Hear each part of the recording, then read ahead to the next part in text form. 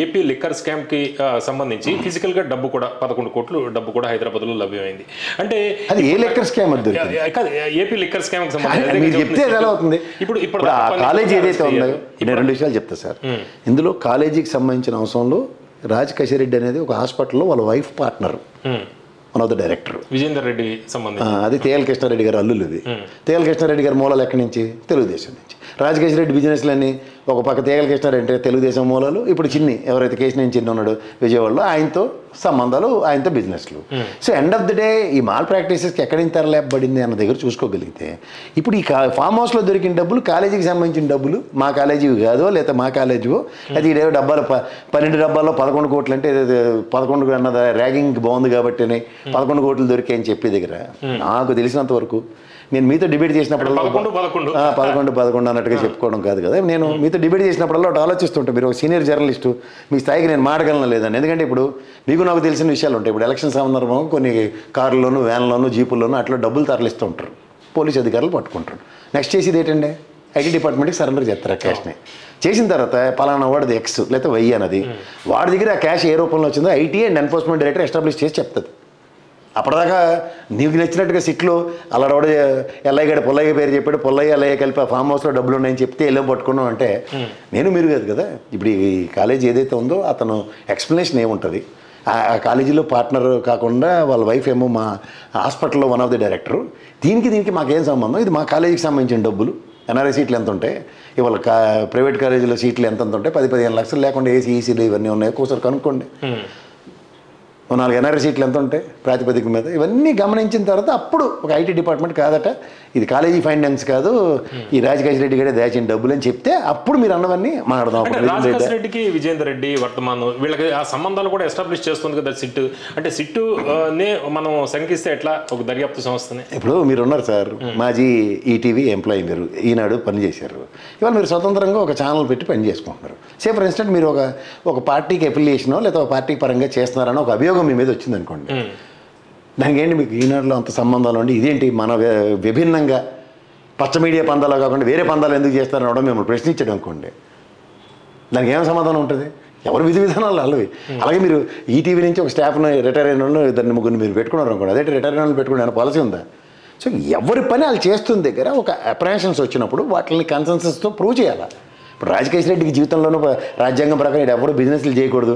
Liquor scam అంటే ఇప్పుడు నేను మొన్న డిబేట్లో కూడా చెప్పాను మీకు, 4 కంపెనీలకి ప్రైవేట్ పరంగా కాకుండా మీరు అమ్మడానికి వెసులుబాటు లేకుండా గవర్నమెంటే కొంటుంది, టెండర్ అంతా గవర్నమెంట్కి వచ్చింది, మీరు స్పిరిట్ తీసుకొనాలి అండ్ వ్యాపారం చేయాలి అన్నప్పుడు ఎవరిదైనా డబ్బులు లిక్విడ్ కావాలని ఉంటాయి, 4 చేతులు అందరినీ అప్పులు అడుగుతారు. అప్పులు అడిగిన వాళ్ళందరూ ముద్దాయిలో కేసేయాలంటే ఇప్పుడు మిథున్ రెడ్డి విషయంలో మీరు చూడండి కావాలంటే ఆదాన్ ప్రోడక్ట్స్ త్రూగా 5 కోట్లు ట్రాన్సాక్షన్ జరిగిందన్నారు ఆదాన్ డిస్టిలరీస్లో. సబ్సిక్వెంట్ డెవలప్మెంట్లో 5 కోట్లు ఆదాన్ డిస్టిలరీస్ రివర్స్ ఎంట్రీ ఉంది మిథున్ రెడ్డికి. ఇవాళ ఆ ఛార్జ్ షీట్లు వేసిన దానికి కౌంటర్ ఎఫిడవిట్ సబ్మిట్ చేసింది గౌరవ న్యాయస్థానానికి. సో ఇట్లాంటివి అంట్లందరూ it's not proved, how can be blame?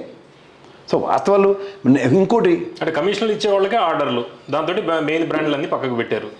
Main బ్రాండ్లు అమ్మట్లే కదా ఫస్ట్ థింగ్. ఎవడో గోవిందప్ప మీద కేసు అదే కదా, బ్రాండ్లు అమ్మనివ్వకుండా ఉన్నది కమిషన్ తీసుకున్నాడని. బ్రాండ్లు అమ్మనివ్వకపోతే కమిషన్ ఎక్కడి నుంచి వస్తుంది? అలా తలా తోకాలేని కేసులు ఉన్నాయి. ఉదాహరణకి ఇప్పుడు ఈ సిట్ ఫైండింగ్స్లో మీరు 11 కోట్లు ఇది రాజకేశ్వర రెడ్డివి అని ఎస్టాబ్లిష్ అయ్యేదాక ఇంత ఎస్టాబ్లిష్మెంట్స్ ఉన్న వీళ్ళవా వాళ్ళవా అనేది హైపోథెటికల్గా ED and IT department has to establish. ఎందుకంటే అంత లిక్విడ్ ఫార్మ్ ఆఫ్ క్యాష్ని ఓ దగ్గర కన్సాలిడేట్గా ఉండడం కూడా వాళ్ళు they have to face lot of jungle runs.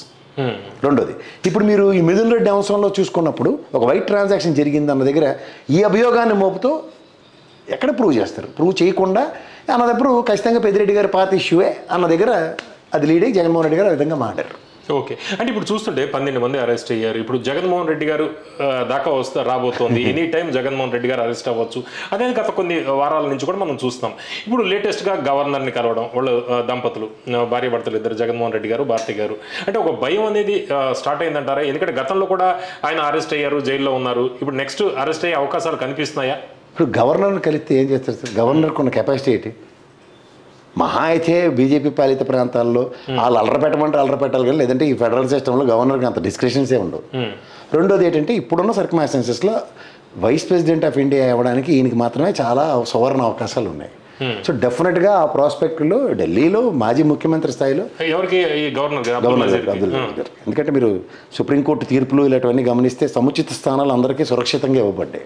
And over ఒబీడియన్సీ and perfect ఈక్వేషన్స్లో వాళ్ళు రాజ్యసభకు ఫ్లోర్ మేనేజ్మెంట్ చేసే పరిస్థితుల్లో అమిత్ షా గారికి చేదోడుగా వాదోడుగా ఉండేది ఈ నజీర్ గారు లాంటి వ్యక్తితో తెలిసిన లాభం ఉంటుంది, పెద్ద బలం కూడా లేదు కదా వీళ్ళకి. ఉన్నకాటికి కలిగిన కాడికి కలువ గెంజి అన్నప్పుడు 4 చేతులు పడాలి కదా. రాజ్యసభలో స్ట్రెంగ్ బెంచ్ ఎవరిది? ఆ పొజిషన్దే ఉంది. సో అలాంటి దగ్గర ఎలక్ట్రల్ కాలేజీలో ఒక ఓటు అయినా సరే దాని వాల్యూ ఎంత ఉంటుంది తెలుసు కదా. మీరు రాష్ట్రపతి గారి ఎన్నికను ఉపరాష్ట్రపతి గారి ఎన్నికల్లో ఎలక్ట్రల్ కాలేజీలో ఒక్కొక్క ఎంపీకి ఉన్న కెపాసిటీ ఎంత ఓటు సామర్థ్యం ఎంత, ఆ ఒక్క ఓటు డెఫినెట్గా వైటల్ రోల్ ప్లే చేస్తుంది కదా. సో ఈయనకున్న రాజ్యసభలో 7 ఈయన దగ్గర నుంచి ఎత్తుకెళ్ళిపోయిన వాళ్ళు ఈ బాత మాట వినొచ్చు, కొత్త మాట వినొచ్చు. ఎన్డీఏ కూటమిలో వాళ్ళు ఉన్నా మిగిలిన వాళ్ళు అందరూ ఈయన దగ్గర 7 ఉన్నారు కదా దగ్గర. రాజ్యసభలో వీటో పవర్ ఎంత కాదన్నా జగన్మోహన్ రెడ్డికి ఇంకా కంటిన్యూ అవుతుంది. మా అయితే విజయసాయి రెడ్డి ఇంకో 3 ఏదో ఎత్తిపోతల పథకంలో అవతల పోవచ్చు. కానీ సో ఈ కన్సెన్సస్ ఉన్నప్పుడు డెఫినెట్గా ఆయన ముందు చూపుగా లాబింగ్ అనుకోవచ్చు కదా. మీరు ఇప్పుడు గవర్నర్ రాష్ట్రపతి ఎంపిక విషయంలో, ఎన్నిక విషయంలో ఈయన కీలక పాత్ర పోషించబోతున్నారు జగన్మోహన్ రెడ్డి గారు అని మీరు భావిస్తున్నారు? నేను కీలక పాత్ర అనట్లే, ఒక ఫోర్కాస్ట్ కరెక్ట్ అవ్వచ్చు. Probabilities are very high for Abdul Nazir గారికి. ఆయనకి గవర్నర్ నుంచి నెక్స్ట్ ప్రమోషన్ వచ్చే ఛాన్సెస్ ఉన్నాయి వైస్ ప్రెసిడెంట్ అవడానికి. దానికి తోడు ఆయన ఆరోగ్యం బాగోలేదు, కలవడానికి వెళ్ళాడు. రెండు కలిపి దట్స్ వాట్ ఐ మీన్. అంతే, అదర్వైజ్ 1.5 hour లెబోరియస్ డిస్కషన్స్ ఏముంటాయి అతనితో. అంటే అరెస్ట్ అవ్వము అనే ఒక ధైర్యం, అదే నేను అదే చెప్తున్నాను సార్. అంటే మోడీ షా బయట పడేయగలరు అనే ఒక ధైర్యం. ఎందుకు ఏముందని పడేయాలి ఆయన్ని? ఇప్పుడు ఉదాహరణకి ఈడీ కేసులు ఏవైతే ఉన్నాయో డిశ్చార్జ్ ఇచ్చారు. వరుసగా అరెస్టులు చూస్తాం కదా, మిథున్ రెడ్డి దాకా. 2014-11 ఒకసారి జ్ఞాపకం చేసుకోండి మీరు. 2011లో ఏ కెపాసిటీ ఉందని జగన్మోహన్ రెడ్డిని అరెస్ట్ చేసింది CBI ED. Is not in direct politics that time. State పాలిటిక్స్లో ఇన్వాల్వ్మెంట్ లేదు. సేమ్ స్టేట్ పాలిటిక్స్ పాలసీ మ్యాటర్స్లో exchequer office and CM office 2 accessibility ఉన్నాయి ఈ ప్రభుత్వంలో. ఇది ఫైండ్ అవుట్స్ అని ఒకటి చెప్పమంచి మనం చూద్దాం. మిథున్ రెడ్డి ఏంటి చేస్తారు సార్? అలా ఏదో సత్యప్రసాద్తో కరెస్పాండెన్స్ చేసాడు, నీకు కలెక్టర్ పోస్ట్ ఇప్పిస్తాం తోటకూర అని. ఈ పెట్టకథలన్నీ ఎవడెళ్తారు? అలా గంగతో రాంబాబు సినిమాలో బ్రహ్మానందంగా రాసుకుని స్క్రిప్టులు రాసి తీసుకొచ్చి అది ఇస్తున్నారు అందరితోనాను. సో అది ఎంత ప్రాక్టికల్గా ఉంటుంది? ఇప్పుడు ఆల్రెడీ చీఫ్ మినిస్టర్ అక్కడ ఆఫీస్లో కూర్చుని లిక్కర్ పాలసీ క్యాబినెట్ నిర్ణయం అన్నప్పుడు. ఇంకోటి చెప్తా సార్ మీకు సెన్సిటివిటీ, దాంట్లో ఛార్జ్షీట్ ఫెయిల్ అయింది. ఎవరైనా ఛార్జ్షీట్ ఫెయిల్ అయిన తర్వాత ఎవరి మీదైనా ఎంక్వైరీలు చేసి వీళ్ళు పట్టుకోవడానికి వస్తారు. ఇవన్నీ పట్టుకుని ఫైండ్ అవుట్స్ తర్వాత ఛార్జ్షీట్లు ఫెయిల్ అవుతాయి. అయిన తర్వాత ఎంక్వైరీలకు వెళ్ళి ఫైండ్ అవుట్స్ ఉంటాయి. ప్రిలిమినరీ ఛార్జ్షీట్ కదా. అవును, ప్రిలిమినరీ ఛార్జ్షీట్లో ఫైండ్ అవుట్స్ ఎప్పుడు రావాలి? ఫైండ్ అవుట్స్ వచ్చిన తర్వాత ప్రిలిమినరీ ఛార్జ్షీట్కి లీడ్ అవుతాయి. అవునంటారు కదంటారా? ఇప్పుడు మీరు 42 మంది అభియోగాలతో 64 కోట్లు సీజ్ చేసామన్నారు. ఈడ్చి కొడితే ఎవడింట్లో అడిగి 1,80,00,000 లేకుండా వీళ్ళు ఏ ప్రొఫైల్తో ఈ పట్టు రాజకీయాలు చేస్తున్నారు. ఇళ్ళని బట్టి నేను సన్నాస మఠంలో పని చేస్తున్నారు వీళ్ళు. అందులో 2 ఎంపీలు ఉన్నారు కదా, విజయసాయి రెడ్డి, ఇంకోటి మిథున్ రెడ్డి. మిథున్ రెడ్డి ఏమని కాంట్రాక్టర్, ఆర్ఎస్ఎస్ బ్యాక్గ్రౌండ్. ఏమైంది? కొండదేవి అందరూ 25-26 కంపెనీలు మెమోరాండం ఛార్జ్షీట్లు ఇచ్చిన దాంట్లో వాళ్ళందరూ ప్రిలిమినరీ ఛార్జ్షీట్లు కంపెనీ ఓనర్లే. అప్పటి ట్రాన్సాక్షన్స్ లేకుండా ఎలా ఉంటారు? ఇవాటి ఫైండ్ అవుట్స్. బంగారం 400 టన్నులు కథలు రైడింగే ఉంది. ఆ పింక్ డైమండ్ కథలు రాసినట్టు రాసేసారు వీళ్ళు కూడా. 400 టన్నులు బంగారం కొనడానికి డబ్బులు వచ్చేస్తే, ఒక పక్క ఎలక్షన్కి డబ్బులు పెంచడానికి వచ్చేసాయట. అన్నిటికీ వచ్చేస్తాయి. ఇంక మళ్ళీ 11 కోట్లు ఎక్కడి నుంచి దొరికితే? Just logic. మనం సంవత్సరం పాటు ఎవడన్నా బిజినెస్ ఫర్టిలిటీలో 11 crores అలా స్టాగ్నేటెడ్గా పెట్టుకుంటాడు ఎవడన్నా? మీరే చెప్పండి సార్ ఒకసారి. అందులో ఒక నెక్స్ట్ 90 రోజుల పైచీలకి కదా రాజకేష్ రెడ్డి గారిని లోపటేసి వీడికి సంబంధించిన డబ్బులు పలానా దగ్గర ఉన్నాయి, 7 దగ్గర ఉన్నాయి, ఎవడో ఎక్కడెక్కడ సర్దడానికి ప్రయత్నిస్తారు. కానీ నిగూఢంగా నేలమాలికల్లో తవ్వి వీళ్ళ స్క్రిప్ట్ ప్రకారం దాచడానికి అవడానికి ప్రయత్నిస్తారు. ఈ డబ్బులు చూపించడానికి ఈ డంపు ఏదైతే దొరికింది అంటున్నారు, రాజకేష్ రెడ్డికి ఇప్పుడు ఇంకా బెయిల్కి ట్రై చేస్తున్నారు. 90 days దాటాక మళ్ళీ బెయిల్కి వీళ్ళు వెళ్ళొచ్చు. అంటే ఆ బెయిల్ రాకుండా ఈ డబ్బు చూపించారంటారా? That is what. నేను కాకాని గోవర్ధన్ రెడ్డికి కూడా మాకు 5 రోజులు రిమాండ్ ఏమన్నా అడిగినట్టే ఉంటుంది జగన్మోహన్ రెడ్డి పర్యటన కన్ఫర్మ్ అయిన తర్వాత. సో ఇవన్నీ మీరు ఈ విధంగానే చూడాలి. ఇప్పుడు ఫస్ట్ థింగ్ ఏంటంటే సార్ 14 రోజులు రిమాండ్ అలా ఎక్స్టెండ్ అవుతుంది. ఫిజికల్గా ఇప్పటిదాకా ఏమీ లభించింది.